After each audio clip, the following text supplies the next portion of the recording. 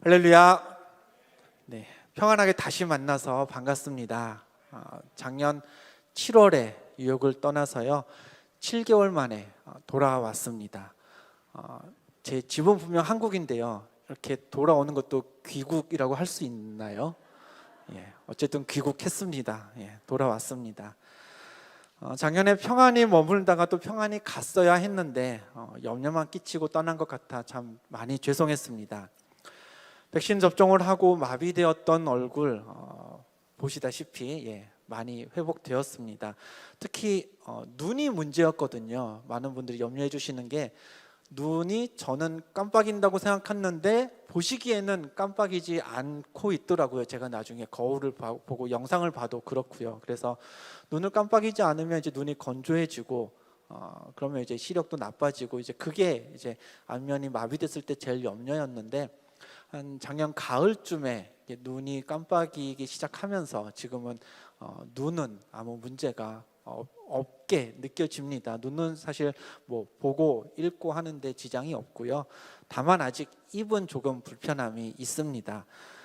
그래도 이제 많이 괜찮아졌다는 거 보여드리려고 오늘 마스크를, 제가 지난번 7월에까지는 있는 동안 계속 마스크를 쓰고 말씀을 전했거든요. 근데 오늘 이제 마스크를 벗고 전하도록 하겠습니다. 몇몇 분이 말씀하시더군요. 여기서 마저 다 낫고 한국으로 돌아가라고. 감사합니다. 아멘 해주셔서. 제가 이제 뉴욕 기둥교회와 또 고성민 목사님을 위해 기도하는 만큼 우리 성도님들도 저를 위해서 또 기도해 주시기를 부탁드립니다. 하나님이 또 정작 여러분이 성도님들이 기다리시는 목사님은 따로 있는데, 담임 목사님 오셔야 되는데 굳이 저를 2번씩이나 여기에 서게 하신 이유가 있을 줄로 믿습니다. 일이 시작된 것도 여기였으니 정말 맞춰지는 것도 이곳이 되기를 간절히 소망합니다. 그 일을 위해서 기도해 주시길 부탁드립니다. 오늘 말씀의 때는 예수님이 십자가에 달리시던 그 날입니다. 요한복음은요 그날을 이렇게 기록하고 있습니다. 요한복음 말씀을 보면 예수께서 자기의 십자가를 지시고 해골, 히브리 말로 골고다라 하는 곳에 나가시니 라고 했습니다. 로마 군인은요 이제 빌라도의 법정에서 골고다 언덕까지 예수님에 대한 십자가형 판결이 내려진 그 법정에서 십자가가 세워지고 예수님이 매달려지는 그곳까지 이제 예수님으로 하여금 자기가 지고 갈 십자가를 직접 지고 가도록 그렇게 시켰습니다. 그때 예수님이 십자가를 지고 가신 길을요 이제 비아 돌로로사라고 해가지고 십자가의 길이죠. 지금도 예루살렘에 가면요 성지순례를 가시면 직접 걸어 보실 수 있습니다. 제가 간략한 약도를 하나 준비했는데요. 이제 여러분 보시기 오른쪽이죠. 1번부터 시작해서요 14번까지 포인트가 설정이 되어 있습니다. 사실 저 길 전체는요 예루살렘 성내에 한 600m, 뭐 1마일도 채 안 되는 길입니다. 반마일 정도도 안 될 것 같은데요. 그런 길지 않은 길인데 성경의 기록에 근거해서, 혹은 이제 성경에는 없지만 기독교의 전승에 근거해서 14개 포인트, 특정한 일이 일어났던 지점들을 이제 세팅을 해 놓았습니다. 첫 번째 1번 지점은 말씀드렸던 것처럼, 제가 조금 전에 말씀드렸던 것처럼 예수님이 사형 선고를 받았던 빌라도의 법정이고요. 마지막 14번 포인트는 이제 십자가에서 내려와 무덤에 예수님이 묻히셨던 곳이 됩니다. 그 사이에 저 중에 이제 5번 포인트, 5번째 장소를 보면 이렇게 되어 있습니다. 사진이 준비되어 있는데요. 라틴어로 현판에 이렇게 쓰여 있습니다. 시모니 키리나이. 윗줄을 보면요 이제 구레네에서 온 시몬이라는 이름이 적혀져 있고요. 그 밑에 둘째 줄에 보면은 크룩스 임포르니투르라고 해가지고, 이제 크룩스는 익숙하죠, 보이시죠? 십자가라는 단어입니다. 그 다음에 임포니투르는 영어에서 제일 비슷한 단어 찾으면은 임포즈가 될 것 같습니다. 이제 강제로 억지로 부과했다, 지웠다라는 의미입니다. 그러니까 구레네 사람 시몬이 십자가를 지었던 곳이라고 표시되어 있는 곳이 저 지점인데요. 저 지점이 생겨난 이유, 그 근거가 바로 오늘 우리가 읽은 말씀입니다. 우리 본문을 화면을 보시고 다시 한번 읽어보도록 하겠습니다. 같이 읽겠습니다. 시작. 마침 알렉산더와 루포의 아버지인 구레네 사람 시몬이 시골로부터 와서 지나가는데 그들이 그를 억지로 같이 가게 하여 예수의 십자가를 지우고 라고 했습니다. 자, 십자가는요, 사람이 일단 매달려야 됩니다. 그러면 당연히 사람 키보단 커야 될 겁니다. 그리고 사람이 매달려도 버틸 정도로 견고해야 합니다. 그러면 그 정도 크고 견고한 나무면요, 굉장히 무거울 겁니다. 거기에 더해서 예수님은요, 지금 이 십자가를 지고 가기 전까지 어디서 잘 쉬시다가 십자가 지러 가야지 하고 딱 나오신 게 아니었습니다. 밤새도록 고문당하셨고요, 잠을 못 주무셨습니다. 즉, 크고 무거운 십자가를 멀리까지 지고 가기에는 이미 몸이 그런 좋은 컨디션이 아니었던 겁니다. 그래서 로마 군인들은요, 처음에는 예수님에게 그 십자가를 지었을지언정 나중에는요, 어느 시점에선가 구경하던 한 사람에게 그 예수님의 십자가를 대신 지고 가도록 명했습니다. 그때 대신 십자가를 진 사람이 시몬이라는 인물이라고 오늘 본문에 기록되어 있죠. 마태, 마가, 누가, 요한 이 4개의 복음서에는요, 시몬에 대해서, 오늘 본문에 등장한 이 시몬에 대해서 다른 기록은 전혀 나타나 있지 않습니다. 복음서를 통틀어서요, 시몬에 대한 유일한 기록은 오늘 본문뿐입니다. 그런데요, 복음서를 벗어나서 이 신약 뒤에 계속해서 이어지는 그 바울의 편지들을 보면요, 시몬이라는 사람의 사명이 이날 하루 십자가를 진 것으로 끝이 아니었구나라는 것을 알 수 있게 되는데요, 이제부터 한번 그 기록들을 살펴보도록 하겠습니다. 사도 바울이 열정적으로 복음을 전하던 시절입니다. 사도행전 13장에 보면은요, 이렇게 말씀이 기록되어 있습니다. 안디옥 교회에 선지자들과 교사들이 있으니 곧 바나바와 니게르라 하는 시므온과 라고 되어 있습니다. 안디옥 교회, 어떤 교회인가요? 유대인들이 아니라 구원의 테두리 안에 들어있지 못했다라고 해서 여겨졌던 이방인들에게 복음을 전했던 이방 선교의 최선봉에 있던 교회였습니다. 그곳에 선지자라고도 불리고 교사라고도 불리는 어찌되었던 타이틀은 무엇이든지 간에 교회의 리더로 쓰임받고 있는 여러 사람이 있었는데요, 그 중에 누가 있었다고요? 니게르라 하는 시므온이 있었다라고 기록되어 있죠. 자, 시므온, 한글로는 그렇게 써 있습니다만 우리가 본문 마가복음에서 읽은 시몬과 조금 전에 사도행전에서 본 시므온은 다른 이름이 아닙니다. 그게 그거의 이름입니다. 댄이나 데니얼이나 윌리엄이나 빌이나 그게 그 이름인 것처럼 표기는 조금 다르지만 시므온은 시몬과 마찬가지인 겁니다. 근데 그 시므온이 뭐라고 불린다고 했죠? 니게르라 불린다고 했습니다. 자, 니게르, 혹시 딱 들으면 생각나는 영어 단어가 있지 않으신가요? N으로 시작하는 말, 금지된 단어죠. 그 말의 어원이 라틴어입니다. 화면을 보시면 라틴어 니게르라는 단어가요, 블랙, 검다, 혹은 이제 검은 게 어두움 이런 걸 상징하다 보니까 나쁜 거, 악한 거 이런 것까지 같이 의미하기도 합니다. 즉 니게르라 하는 시므온, 별명이 니게르라는 의미인데요, 왜 시몬이라는 사람이 니게르라고 불렸을까요? 오늘 보면 마가복음에 보면 이 시몬이라는 사람을 가리켜서 어디 출신이라고 소개하고 있죠? 구레네 사람이라고 소개하고 있습니다. 지도가 하나 준비되어 있는데요, 한번 보여주시죠. 구레네라는 지역은요, 지금 북아프리카의 이집트 옆에 있는 리비아라는 나라의 이제 지중해 쪽 해안가 북쪽에 위치하고 있는 지역입니다. 아마도 저 지역 출신이라면 당시 유대 팔레스타인에 살고 있던 유대인들보다는 피부색이 좀 어땠을까요? 조금 더 이제 짙은 색깔을 가지고 있었을 겁니다. 그렇기 때문에 이 유대인 사회에서 혹은 이제 헬라권으로 나아가서 안디옥 교회에 속하고 있는 그 지역 사람들 사이에 섞이다 보면은 저 사람은 조금 피부색이 좀 다르네 하면서 별명을 갖다 붙인 게 어떤 거였죠? 조금 더 검다라는 뜻의 니게르로 불리지 않았을까? 그래서 학자들은요, 오늘 본문에 기록된 구레네 사람 시몬과 사도행전에 기록된 안디옥 교회의 리더 중 한 명이었던 니게르라 불리는 시므온, 두 사람은 아마도 같은 사람일 것이라고 보고 있는 의견이 유력합니다.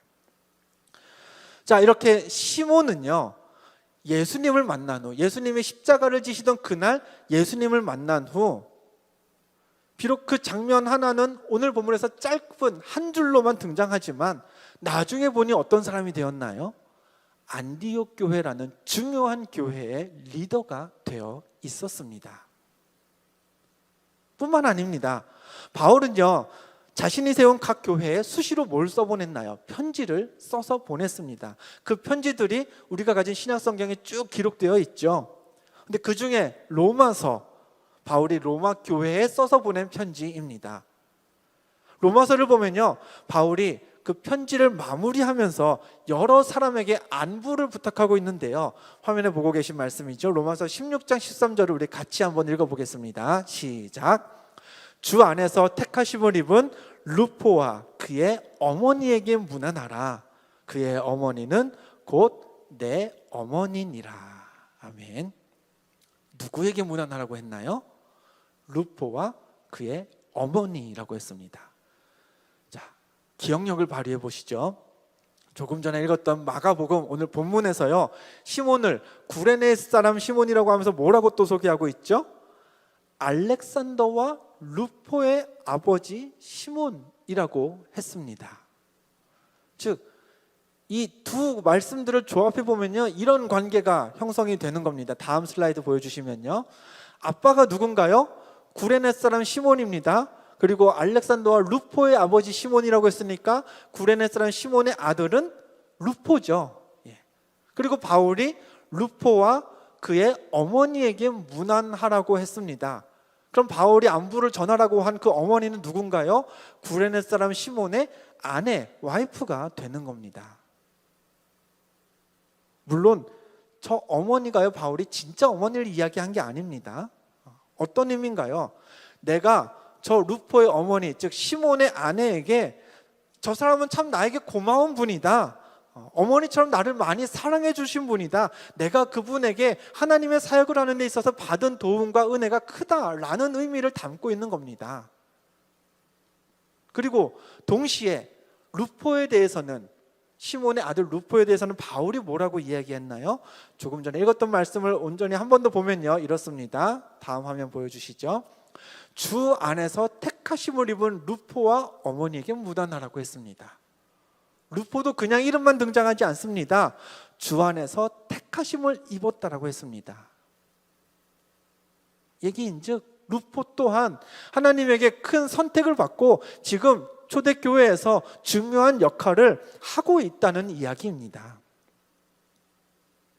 즉, 구레네 사람 시몬은요, 성경에 그냥 한 구절 짧게 등장하고 끝나는 사람이 아닙니다. 초대교회에서 이 시몬이라는 사람과 그 가정 전체가요, 아빠 시몬은 안디옥 교회의 선지자요, 교사, 즉 교회의 리더가 되었고요, 엄마는요, 바울이, 이름은 드러나 있지 않지만 바울이 자신의 어머니라고 칭할 만큼 교회에서 또 중요한 역할을 감당하고 있었습니다. 아들 루포도 마찬가지죠. 주 안에서 택하심을 받은 루포라고 바울이 설명한 것처럼 로마 교회를 섬기는 리더가 되어 있었습니다. 그러면 이 가정이 이렇게 골고루 각각의 교회에서, 각 처의 교회에서 쓰임받게 된 그 출발점이 어디인가요? 오늘 본문 말씀, 시몬이 예수님의 십자가를 지었던 그 날이 모든 일의 시작이었던 겁니다. 정말 중요한 사실이 뭔지 아시나요? 오늘 말씀에서요, 시몬이 예수님의 십자가를 졌습니다. 근데 그 십자가를 기쁨에 겨워서, 정말 예수님을 사랑하는 마음에서 예수님이 어떻게 저 십자가를 지고 가느냐, 내가 저거 기꺼이 져야 하지 않겠냐, 그런 자원하는 마음으로 졌을까요? 대단한 각오와 큰 희생을 결심하고 십자가를 졌느냐? 아닙니다. 오늘 본문을 다시 한번 보겠습니다. 제가 읽어드리죠. 마침 알렉산더와 루포의 아버지인 구레네 사람 시몬이 시골로부터 와서 지나가는데 그들이, 로마 군인들이겠죠, 그들이 그를 억지로 같이 가게 하여 예수님의 십자가를 지웠다고 했습니다. 시몬, 예수님의 십자가를 어떻게 졌나요? 억지로 지었습니다. 자발적이거나 경건한 마음은 하나도 없었습니다. 그냥 얼떨결에, 성경에도 기록되어 있었죠, 지나가다가 라고 했습니다. 얼떨결에 군인들이 지라고 명령하니까, 지라고 갖다 주니까 그래서 졌습니다. 그럼 또 그 십자가를 굉장히 오랫동안 졌을까요? 아까 말씀드렸습니다. 그 비아돌로로사라는 길은요, 길어야 반마일도 안 됩니다. 그 중에서도 시몬은 어쩌면 한 중간쯤부터 길어봤자 얼마 안 되는 거리, 몇 분 걸리지도 않았을 수 있는 거리 십자가 지고 갔을 뿐이었습니다. 억지로 시작된 헌신이었지만, 잠깐 베풀었던 순종이었지만, 그러나 시몬의 그 헌신과 순종이 어떻게 되었나요? 시몬과 그 가족의 삶을 변화시키는 출발점이 되었고요, 시몬과 그 자녀들까지도 교회의 리더로 세우고 복음 전파에 쓰임받는 출발점이 되었습니다. 여러분, 학교 다닐 때를 한번 생각해 보시길 바랍니다. 아침마다 어떤 마음으로 여러분은 학교를 다니셨나요? 매일매일 오늘도 공부할 수 있구나, 그렇게 즐겁고 신나는, 아주 해피해가지고 매일매일 학교를 가셨나요? 아니면은 억지로 부모님 깨우시는 거 싫다고 5분 더 잔다고 하면서 겨우겨우 그렇게 매일같이 학교를 다니셨나요? 우리가 억지로 갔지만, 하루하루를 생각해보면 억지로 학교에 안 가면 안 되니까 갔지만, 그러나 억지로 갔던 그 학교 생활이, 그 등교한 날들이 하루하루가 쌓여서 지금의 저와 여러분을 만들지 않았습니까? 그렇게 다녔던 학교에서 우리가 사회를 배우고요, 또 필요한 지식들을 배웠던 것 아니겠습니까? 신앙생활도 마찬가지입니다. 물론 우리가 막 기쁘고 즐거워서 하는 봉사와 섬김도 있겠습니다만, 그런데요, 교회에서 쓰임받는 건요, 헌신한다는 건요, 섬긴다는 건요, 많은 경우에 그렇지 않습니다.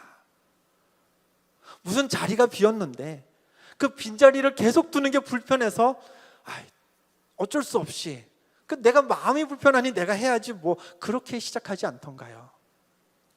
목사님이, 전도사님이 제안은 하셨는데 이렇게 맡아주시면 어떻겠냐고 말씀하시는데 차마 거절하지 못해서, 그래서 시작하지 않으셨습니까? 봉사하고 섬긴다는 게 기뻐야 하는데 하다 보면 그냥 억지로 이어갈 때가 우리들의 신앙생활에는 있습니다. 어떤 분들은 저에게도 찾아와서 그렇게 이야기를 합니다. 목사님, 지금 저에게 맡겨진 이 일, 이거 하려면 정말 하나님 앞에 즐거운 마음으로 섬겨야 하지 않겠습니까? 근데 제 마음에 기쁨이 없어요, 목사님. 그래서 제가 오래 생각해보고 고민해봤습니다. 이렇게 불편한 마음으로 하느니 이거 옳지 않은 것 같아요. 그래서 목사님, 저 좀 쉬어야겠습니다. 저 그만 내려놓아야겠습니다. 근데 한번 생각해 보시죠. 여러분이 그렇게 억지로 그 자리를 버텨와 주셨는데 마음이 기쁨이 없어서 그 자리를 내려놓으신다면, 그럼 여러분의 그 자리를 뒤이을 그 누군가는 그럼 여러분과 다르게 정말 기쁜 마음으로 와서 섬겨주실까요? 아닐 겁니다. 똑같은 마음 아닐까요? 섬김은요, 헌신은요, 누가 와도 다 비슷한 마음으로 합니다. 안 하면 편하지만 그냥 참고 하는 거죠. 오늘 헌신하신 여선교회 분들에게 묻고 싶습니다. 여러분들 오늘 헌신하신다니까 기쁘고 좋던가요?